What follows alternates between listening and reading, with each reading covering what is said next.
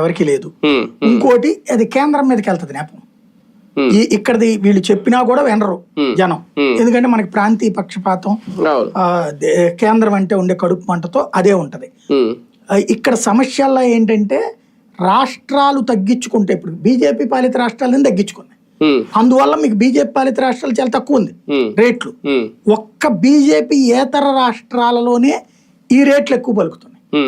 మనకి ఆంధ్ర తెలంగాణలో ఎన్డీఏ పాలన అయినా సరే ఇట్లాగే.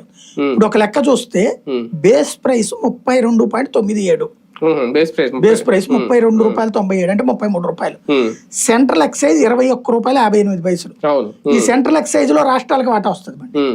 స్టేట్ వ్యాటు ప్లస్ సెస్ కలిపి 41.67 వసూలు చేస్తున్నారు మొత్తం ఒక లీటర్ మీద. డీలర్ కి డిస్ట్రిబ్యూటర్ మార్జిన్ ₹3.78. ఇది ఒక 100 రూపాయలు. ఇది లెక్క 100లో లెక్క బేస్ ప్రైస్ 33 రూపాయలు, సెంట్రల్ ఎక్సైజ్ 22 రూపాయలు, 21.5 అనమాట. స్టేట్ వ్యాటు సెస్ కలిపితేనే 41.67. ఇది బీజేపీ పాలిత రాష్ట్రాల్లో తగ్గించుకున్నారు వాళ్ళు 20 రూపాయలు, 21 ఉంది అక్కడ. మనకి ఇక్కడ ఈ రూట్ లో ఉంది.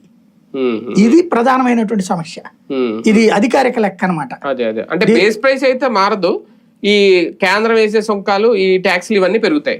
మనం కనుక చెయ్యాలి అనుకుంటే రాష్ట్రాలకు సంబంధించినటువంటి ప్రభుత్వాలు మనం